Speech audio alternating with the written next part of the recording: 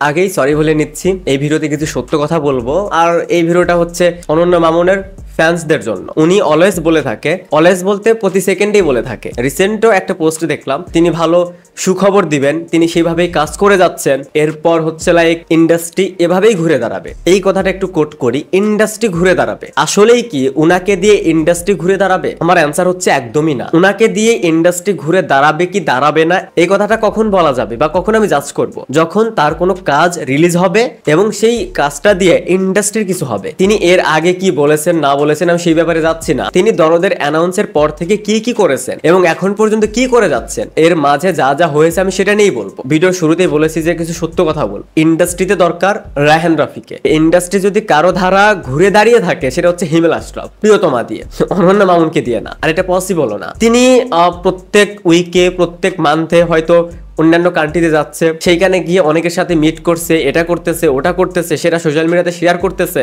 But আদৌ কি industry কিছু হচ্ছে? হ্যাঁ, এখন অনেকেই বলতে পারেন যে তিনি তো এখন সুযোগটা পাচ্ছেন না প্রুভ করার। ভাই আমার প্রশ্নটা তো এখানেই, এর আগের অনেক ভিডিওতেই বলেছি, শুধু আমি না, আমার মতন অনেকেই। আপনি যদি কিছু করে দেখাতে চান যেটা দিয়ে ইন্ডাস্ট্রি ঘুরে দাঁড়াবে, এরকম যদি কিছু করতে চান তাহলে সেটা আগে করুন, সেটা করে দেখান। আপনি যদি একটা ফিল্ম বানিয়ে থাকেন, সেই ফিল্মটা আগে রিলিজ করুন। এরপর যদি সেই ফিল্মটা হিউজ একটা সাকসেস পায়, আপনার যে চিন্তা ভাবনা, এতদিন যে চাপাবাজিগুলো করে আসছেন, বাইরে রিলিজ করবেন এত এত কান্ট্রিতে, এত এত ভাষায়, সেটাকে প্রুভ করুন। এরপর আপনি স্ট্যাটাস দিন যে ইন্ডাস্ট্রি ঘুরে দাঁড়াবে। বাট আপনি এই একটা ফিল্মকে ঘিরে জাস্ট শুধু নিজের মার্কেটিংই করে যাচ্ছেন আর ফলোয়ারই নিয়ে যাচ্ছেন, আর কিচ্ছু না। কথার সাথে কাজের মিল নেই। হ্যাঁ, আমি জানি যে এর মাঝে আমাদের দেশে যে যে পরিস্থিতি ছিল, সেই টাইমে কোনো কিছু করার ছিল না। বাট এটা কি শুধু এই 2 মাসেরই কাহিনী? এই গল্পটা কিন্তু তুফানের আগে থেকে শুরু হয়েছে। মাঝখান থেকে তুফান এসে ইন্ডাস্ট্রিতে দারুণ কিছু করে গেল। ওই যে বললাম, ইন্ডাস্ট্রিতে হিমেল আশরাফকে দরকার, ইন্ডাস্ট্রিতে রায়হান রাফিকে দরকার। তারা আর যাই হোক সিনেমা বানিয়েছে, রিলিজ করেছে, সিনেমাটা হিট বা সুপার হিট করেও নিয়ে গেছে। বাট 2 দিন পর পর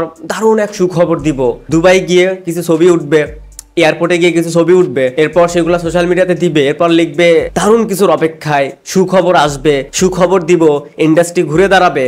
ভাই আমি জানি যে আপনি অনেক কিছুই করতেছেন, পরিশ্রম করতেছেন, বাট প্রবলেমটা হচ্ছে কাজের চেয়ে কথা বেশি হচ্ছে। এই কথাটা আপনি তখনই বলবেন যখন আপনার সেই সিনেমাটা রিলিজ হবে। সিনেমাটা আপনি 6-7টা ভাষায় রিলিজ করতে চেয়েছেন, এত এত কান্ট্রিতে রিলিজ করতে চেয়েছেন, সেটা আগে করুন। এত এত প্ল্যানিং, হিন্দিতে রিলিজ করবেন, সো সেইটাকে করে দেখান। এরপর আপনি স্ট্যাটাস দিন যে ইন্ডাস্ট্রি এভাবেই ঘুরে দাঁড়াবে, আমি নেক্সট সুখবর দিব, আমি নেক্সট আরো বড় কিছু করব। বাট এর আগেই যখন আপনি 100টা সুখবরের কথা বলেন, যদিও সেই সুখবরটা আসলে কি সেটা আসলে আদৌ কেউ জানে না, আপনি শুধু সুখবর লিখে স্ট্যাটাসই দিয়ে যাচ্ছেন আর শুধু ইন্ডাস্ট্রি ঘুরে দাঁড়াবে এটাই লিখে যাচ্ছেন। বাট মাঝখান থেকে হিট দিয়ে গেল হিমেল আশরাফ, হিট দিয়ে গেল রায়হান রাফি। এই ভিডিওটা দরদ কেন রিলিজ হচ্ছে না এটা নিয়ে না, কারণ এখন যে সিচুয়েশন, এই সিচুয়েশনে দরদ রিলিজ করা ঠিক হবে না। আরে কিছু সময় নিক, এরপর রিলিজ করুক, এটা নিয়ে কোনো প্রবলেম নেই। বাট প্রবলেমটা হচ্ছে তার ওই কথা নিয়ে যে সুখবর দিব। প্রবলেমটা হচ্ছে ইন্ডাস্ট্রি ঘুরে দাঁড়াবে এই কথাগুলো নিয়ে। যখন কাজের চেয়ে কথা বেশি হয় তখন সেই কাজটা নিয়ে কারোর আর এক্সপেকটেশন থাকে না। সেম এটা দরদের ক্ষেত্রেও হয়ে গেছে। এর মাঝে তিনি কিন্তু আরেকটা সিনেমার অ্যানাউন্সও দিয়েছিলেন, শের,